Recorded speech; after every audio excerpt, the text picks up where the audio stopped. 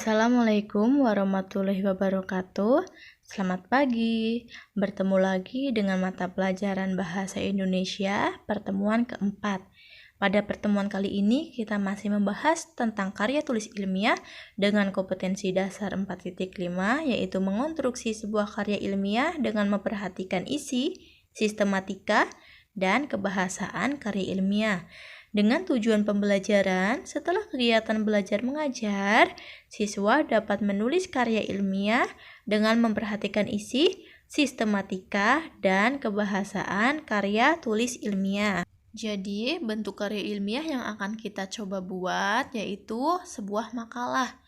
Pasti kalian sudah tidak asing dengan sebuah makalah yang biasanya menjadi bahan untuk diskusi. Makalah juga sering pula disebut dengan kertas kerja, yakni suatu karya ilmiah yang membahas suatu persoalan dengan pemecahan yang didasarkan hasil kajian lapangan. Adapun langkah-langkah menulis karya ilmiah, yang pertama menentukan topik. Dalam langkah ini, kita menentukan masalah apa yang akan kita bahas dalam makalah. Dan dalam menentukan topik, ada beberapa hal yang harus diperhatikan, yaitu topik harus menarik perhatian, dikuasai penulis, dan topik itu harus aktual. Yang kedua, membuat kerangka tulisan yang terdiri dari pendahuluan, pembahasan, dan penutup. Bisa kita lihat contoh dari kerangka tulisan. Dalam langkah ini, kita hanya menentukan poin-poin pembahasan yang akan kita kembangkan. Dalam langkah ini, kita menjadikan tulisan kita tersusun secara lebih sistematis dan membantu kita dalam penelusuran sumber-sumber yang akan diperlukan di dalam pengembangannya.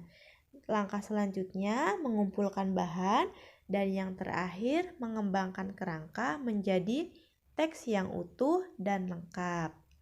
Di sini kita bisa lihat contoh dari pengembangan kerangka tulisan yang tadi. Bab pertama itu pendahuluan, ada latar belakang masalah, rumusan masalah, dan tujuan pembuatan makalah. Bab yang kedua yaitu pembahasan. Nah, dalam pembahasan kita bisa lihat tadi dalam kerangka yang tadi kita kembangkan menjadi teks yang lebih lengkap, yang lebih utuh. Dan yang terakhir itu bab penutup. Bab penutup itu berisi simpulan.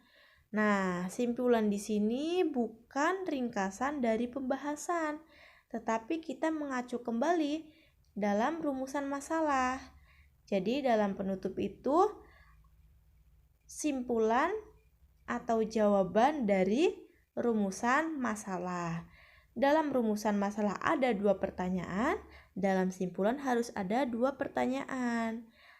Ataupun 3 pertanyaan, dalam simpulan juga harus 3 pertanyaan. Seperti itu. Untuk bab karya tulis ilmiah sudah selesai, dan jika ada pertanyaan boleh japri ke saya. Dan hari ini saya tidak akan memberi tugas.